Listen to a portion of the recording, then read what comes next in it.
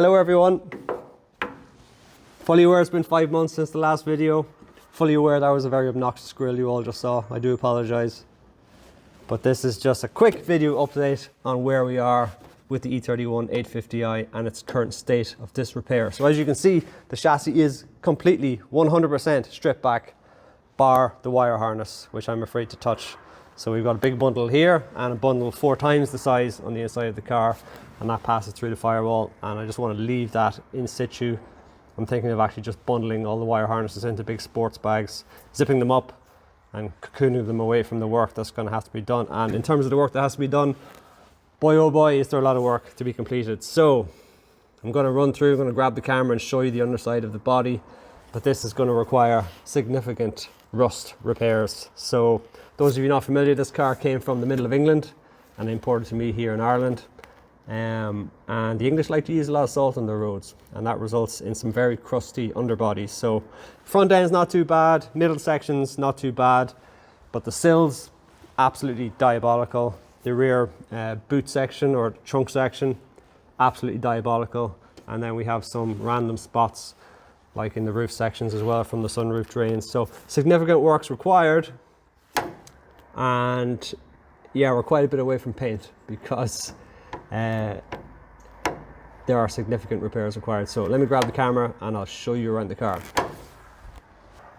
And just before I start showing you around the car, let's have a quick chat about the disassembly process. So I have all of my parts in these wooden crates essentially.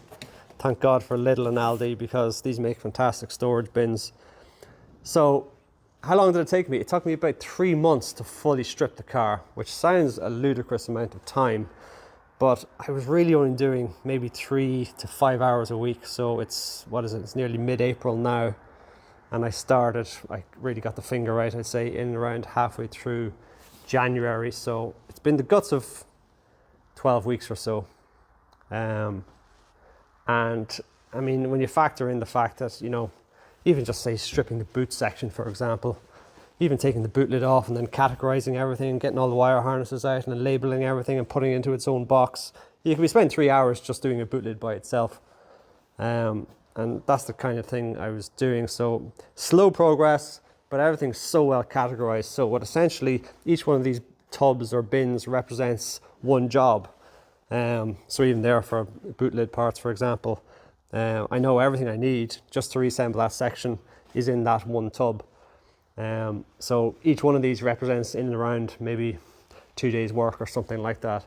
And it basically means because they all came out together, they can all go back in together. So that's kind of the way I've done things. Now obviously there's mountains of other parts, rear suspensions and subframes and stuff is buried here. You can see the axle and the diff and the whole lot. And then I've got subframe stuff down here against the wall.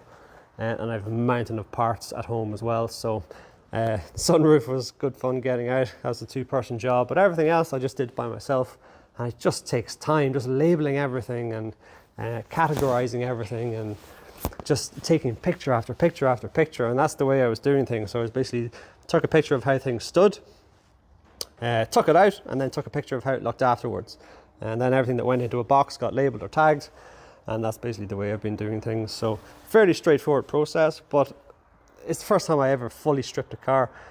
And the complexity is serious. And I suppose this was around the time with E31 when BMW really upped the game in terms of, well, they used CAD to design the actual car itself, but all the internal systems, the amount of wires and stuff. Like if you compare this to a BMW of the same era, you know, going back to early 90s or late 80s, this thing was streets and streets ahead in terms of complexity and in terms of design. And I could even just kind of work out what the engineers were thinking when they were kind of locating modules and wire harnesses in certain areas of the car. I mean, you've so many components, like even just buried in here. Like they're trying to find sections of the car where they can put some control module or some system that hadn't existed in the car before or any car before. And then they kind of buried it in the sidewalls or behind firewalls and all kinds of crazy things. Hello, what's up? How are you? Anyway, so like I say, the guts of 3 months or so to strip the car, and hopefully it doesn't take me 3 months to get it back together. Let's start the walk around with the engine bay itself. So the condition is actually pretty decent. No major rust. There's a little bit of surface rust here and there, a small few components that should blast back. The actual frame rails themselves look pretty decent on both sides. When I lift it in the air, you will see the underside of them. One of them isn't great. The front of both of the towers here, or sorry, not the towers, the actual wheel wells are significantly rusted. So they're going to need to be chopped out and replaced. And it's the same on the left side as well. Not great at all. Top side of this panel here, the radiator sit on top of this is fine, but the underside is quite rusty. So hopefully that blasts back. And then we have little bits of bubbling here on the top side also. And I actually don't have the bonnet to hand, but the front of the bonnet is going to need quite a bit of repair on the front end also. So all in all, the engine bay is not too bad. Back of the firewall, a little bit of surface rust there also. That actually goes fairly deep. Might be better off cutting that section out entirely. As in just this little square around here. But otherwise, not too bad at all. These kind of carriers here need a bit of attention also, and the left side actually is in better nick as well. And that kind of is the way rust repairs go. You kind of, if you've got a section where there's major sections missing, and this applies, you'll see on the sills in particular, you're not quite sure how it looked to start with. You kind of use the other side as a reference, assuming it's in good condition, which when it comes to this car, often the condition is not great. So here is the left front wheel arch, and my goodness, so this looks like a giant gaping hole, but there's supposed to be a hole here that maybe that fills 80% that size, and some of the wire harnesses basically come through there, but obviously that should not be in the rusted state that you see it in. Some of the brackets, again, bit of surface rusting, but overall the actual condition of the wheel well is actually pretty decent, and that's the front side of the wheel well we already had a look at. So not too bad on the front left. Front right is poor. Now again, the wheel well is much like the left side, not too bad, but then you get to this section here and it is poor, as you can see. So that's the size of hole that we should have on the opposite side, but no longer do. And you can actually see straight through to the interior there as well. Which you should not be able to do. So that's the condition of, and look, a bit more there too, which I hadn't actually spotted before. Moving on to the driver door, yeah, we have a bit of rust there, and there's so much rust on this car that's basically caused by the sunroof drains. So you can see the drains, one of them's there, but there's one in each pillar, and basically, like any car, sunroof drains come straight down to here. And it basically just results in that whole area just rusting, and just water sitting in the whole sill area, and it just rots out the sills entirely, which you'll see the underside is pretty diabolical. Just kind of some adhesive there as well, so that should all clean off. And thankfully there's not any major rust on the doors, and the doors have already been repaired. I can't remember if I covered that in another video, but we got them repaired separately. The actual floor pans are actually perfect. There's nothing wrong with them at all. As you can see, it just needs a bit of a hoover out and they should be good to go. The opposite side is a little bit different, which I'll show you in behind the wire harnesses. And as you'd expect, the rear seats there's no real issue. There's a small bit of surface rust there. Getting those window regulators out was kind of fun. And then the roof itself is actually perfect. There's a little bit of rust on the actual sunroof panel itself, as in the body coloured panel, and then there is a small bit of rust, kind of surface rust on the actual lines, as you can see, but hopefully I can get them cleaned up. Continuing around, the whole rear third quarter panel, I have a new one, which I covered in previous videos. So even though these arches are all rusted out, there's going to be no need to do any repairs, because this entire section I have a brand new one for both sides, and we've got two front wings as well. Let's move into the battery compartment. As bad as that looks, a lot of it's just surface rust, so hopefully that cleans up fairly easily. and I don't know what to do about this wheel well. I mean, it's a case of just I think welding in a whole new one if I can. I did price a wheel well with BMW. I think they're looking, God, I can't remember what it was. Was it over £800 sterling? It was like €1,100 or something like that. Crazy. And we do have some surface rust in here, and the rust in there that's not great at all. So that's going to need some cutting out more than likely. And then we have a similar but better kind of condition here, and a bit more rust there too. And of course, anyone familiar with the E31s knows about the intensive screen wash and the rear reservoir that sits under the spare wheel. This is actually the fill point, and this whole area here is rusted, as you can see, so there's a fair bit of repair required there too. And the rear kind of crash rail is not too bad, a little bit crusty, but the underside or the inside of it's not great.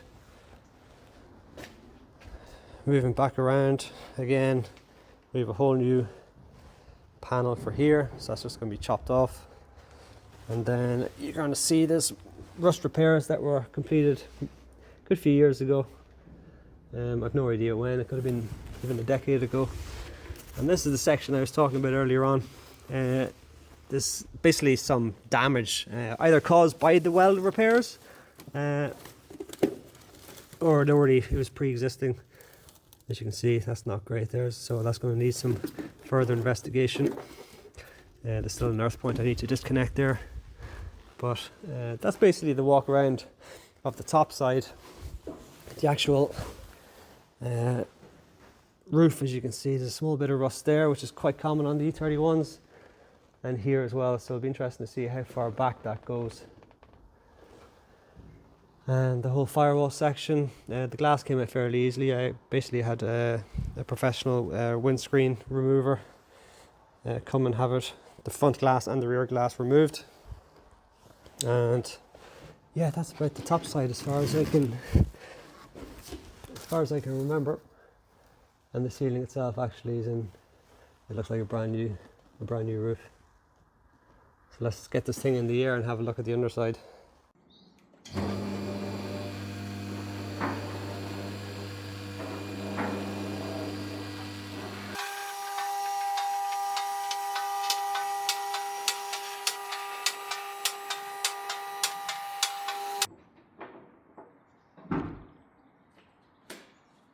Come with me and you'll see an endless world of oh Jesus Christ.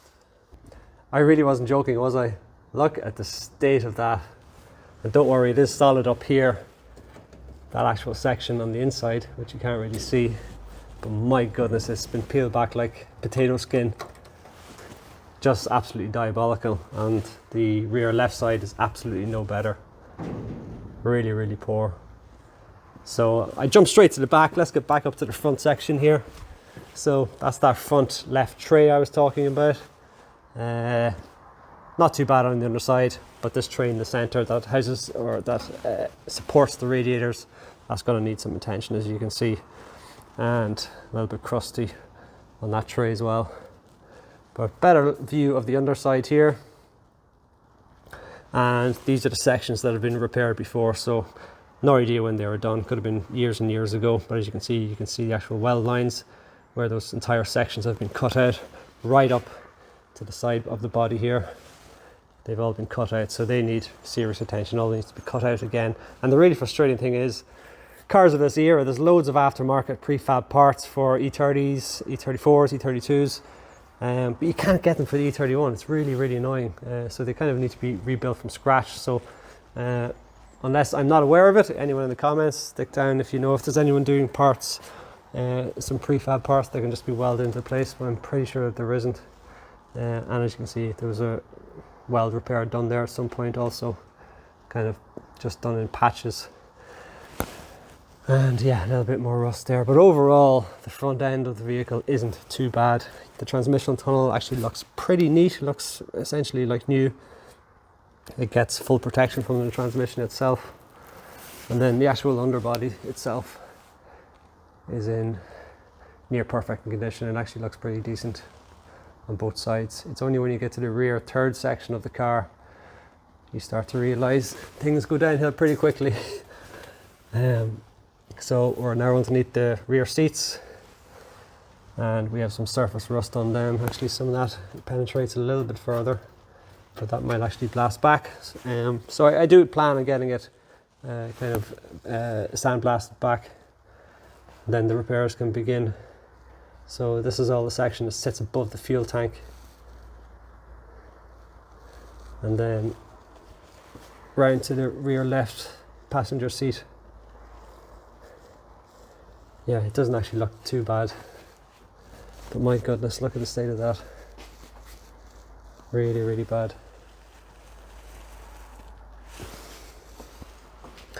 And then we're into the rear wheel arch, very top of the actual struts themselves. There's a little bit of surface rust there as well.